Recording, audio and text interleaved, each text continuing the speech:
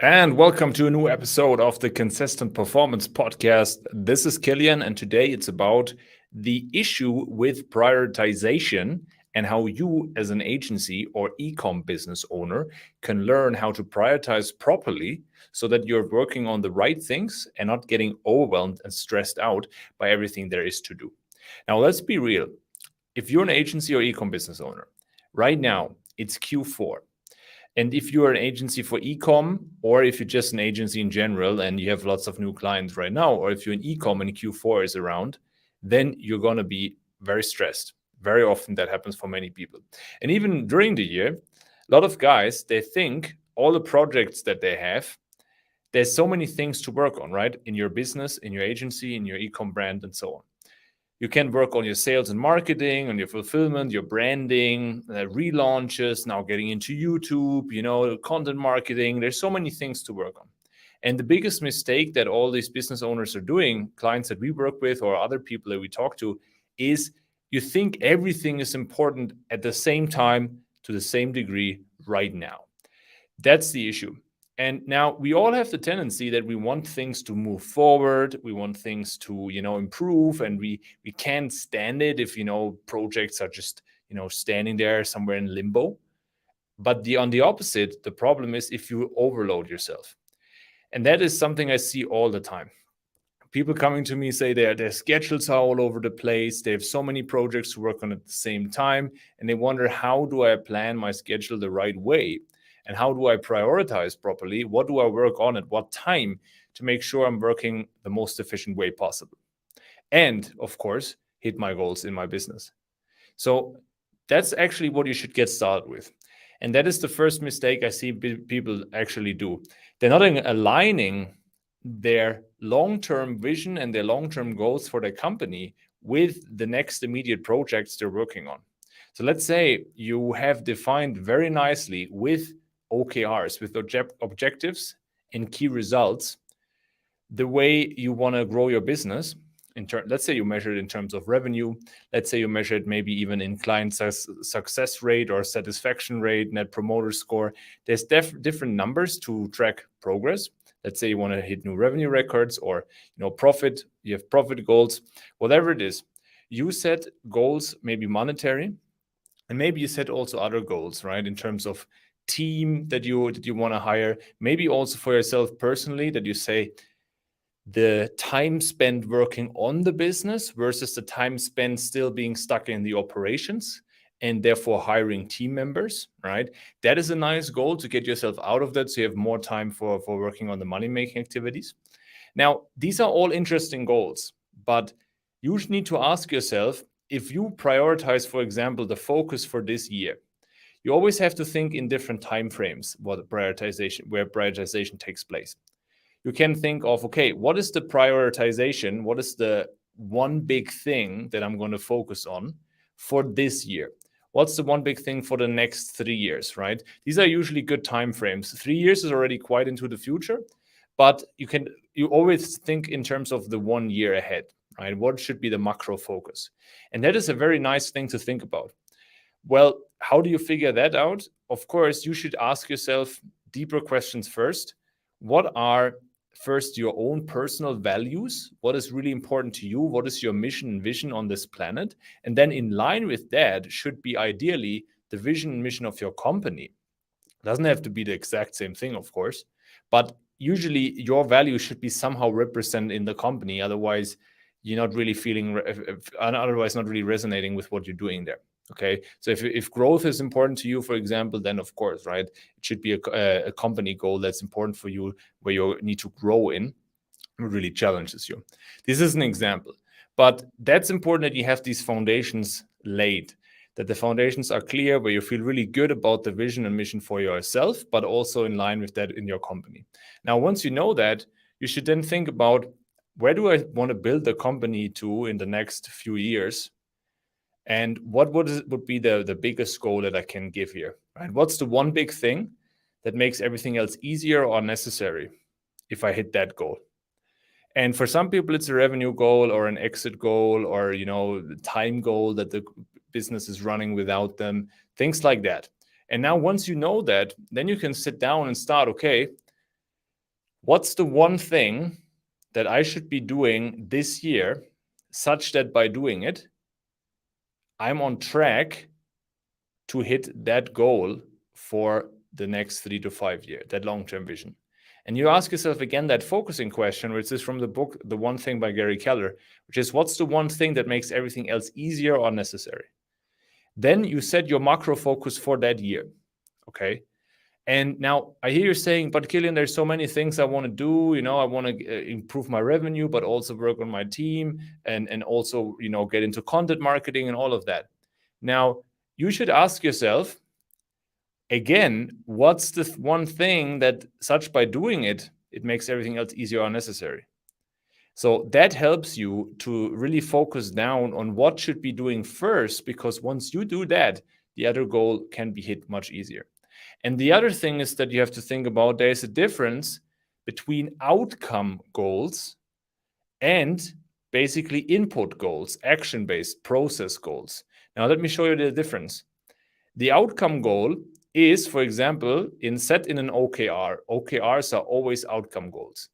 That would be objective, hit new revenue milestone, key result as measured by hit this number of revenue, right? Or recurring revenue hit per year. That's a result, right? But the process for getting there would be a process goal that you, for example, set up a sales system, or you set up a client retention system that's going to increase your revenue, or you set up, a new lead generation campaign, a new outbound campaign, or a new paid ads campaign, a new sales funnel, or you hire, sales team, depending where the bottleneck is for you. That is then the input goal. And this is already the big difference that most people don't make. They don't differentiate between output goals and input goals. Now, the output goal is basically the lagging variable, which kind of in the end results from your actions. And the other things are the leading indicators where you are taking action to basically make sure that you're hitting these outcome goals. Okay, so that's very important that you said, okay, the direction where I'm heading to, what I'm trying to achieve, that's my outcome goal. But then once you're getting more into the operation, let's say that's your outcome goal for the year. Okay, you want to hit that revenue milestone. But then on a quarterly basis, that's a great time then to set more operational input goals, where you say, okay, for this quarter, we have to make sure that we're setting this and this input goal, so that we're able to hit actually these objectives that we have.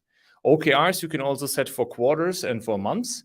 For months, it's very often a bit too narrow, but for quarters, it's perfect.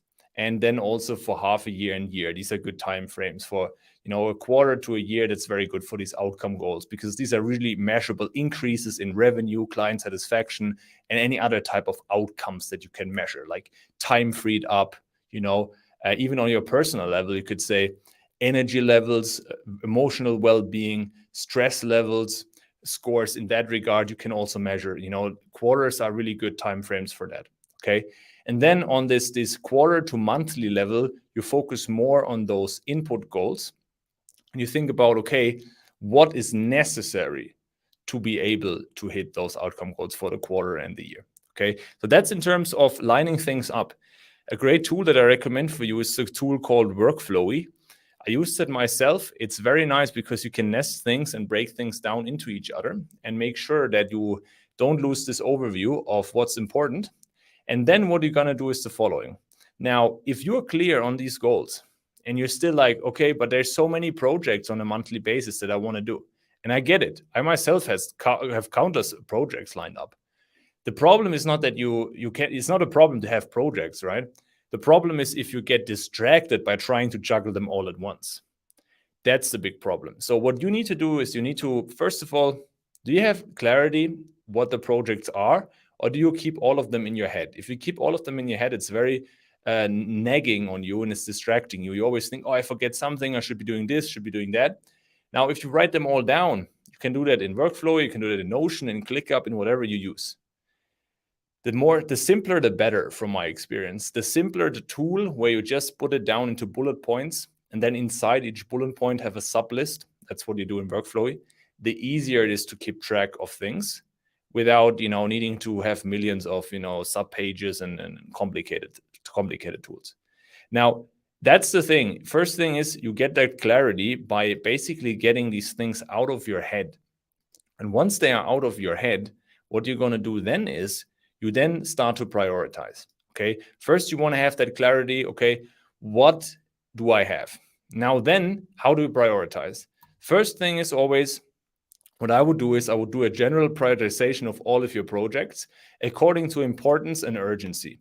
Now, this is just a rough Eisenhower decision matrix prioritization, but it helps already to understand, is it really urgent right now, this project, or it's more like a nice to have for leveraging the business long term? And then you need to understand that you should mostly focus on those important but not so urgent things, because the important and urgent are very often also that you think are important, and they're actually more like in the not important urgent, right? So that's very important that you get a rough estimation of that. And then once you have that, then you think about what is the one big thing for that month. The one big thing, such by doing it, it makes everything else easier or unnecessary. Now, once you have that, this should be the big milestone for that month. And what you do then is that when you plan your weeks, you put in those deep work blocks in the morning that are directly related to hitting that monthly goal. That's what you're going to do. Okay. And then after that is done, you go to the next one. And I totally get it. Sometimes there's other projects which are, let's say, the one big thing is something that's important but not so urgent, because let's say it's some hiring related task, or it's some systems related task that will free up a lot of time in the agency or increase the team. But then there's, for example, something that you have to fix in the client fulfillment, which is maybe important and urgent as well, right? You would still prioritize this one big thing, because a fire should never be your main priority in a month. You would prioritize this leverage tasks, for example, a system that would make sure that these fires never come up in the first place. And then you make sure that this happens on a weekly basis in your calendar, from, let's say, Monday to Friday in the morning in your deep work blocks. And then the other tasks that you have to fix, you work on, for example, before lunch or after lunch. That is how you split them up in a weekly level, and they all get time. But what's important is that you make time for that one big thing in your deep work blocks. It doesn't mean that you only work on one certain type of task or project, 50 or 40 or 30 hours per week, but that they get the certain prioritization and the certain focus every day in your deep work block. Okay, that is the big takeaway. And then you do the same thing. Okay, when you ask yourself, what's the one big thing for the week? What's the one big thing for today? That's such a great tool. And that's the main tool that I want to give you, because once you understand and become really good at this, then it's much easier to prioritize. And the big mindset shift behind that is you need to learn that there is no such thing as two things being the most important things right now. There's only one thing that's more important than the other. You have to make a decision. Why? It might be that both of them are super important, but still you can only do one thing at a time. And yes, once other things take priority as well, what you have to do then is you have to learn to delegate, and you have to learn to, if possible, eliminate some projects, right? So that's the thing, and that's why you have to make sure you get in those deep work hours. So you're building that team, so you're putting up these systems, these automations, and so on. So you free up time so that you actually can spend that time on the things that really drive your business forward. Okay, so that's how you prioritize. You start with the end in mind, set up your long-term goals, you distinguish between input and outcome goals, and then you prioritize with the Eisenhower decision matrix what is truly important. And then you can even go as far as saying, I split my tasks into recurring tasks and into one-time tasks. The recurring tasks are always in the calendar already, so you do them regularly. Let's say it's certain content tasks that you do regularly, it's lead generation tasks, it's check-ins with the team and so forth that are already happening anyway, that are recurring in the calendar. But these one-time tasks, like setting up that SOP, setting up a new hiring process, types of things that are important but maybe not so urgent, These are things that you should be doing as non-recurring tasks in your deep work block, and they should be directly contributing to a weekly and monthly one big thing that is in line with your yearly goal. That in a nutshell is how you prioritize. Of course, there's many more things to go deeper into, but I hope that gives you already some idea how to go about it. If you want to see how that looks like for your situation, for your business, how you can make sure you use that method to get more clarity, to be more efficient working on those money-making activities, and to make sure that you're growing your business the fast and most efficient way possible, and at the same time, reduce your stress and make sure you're not burning yourself out along the way. You're sacrificing time for health or other areas outside of business. Then let's actually jump on a call together with me personally by going to kilianmarket.com right now and book in a call with me, and then we'll take a look at this together and make sure to help you out in your situation. Okay. Hope that was helpful. See you soon on our call and on the next episode.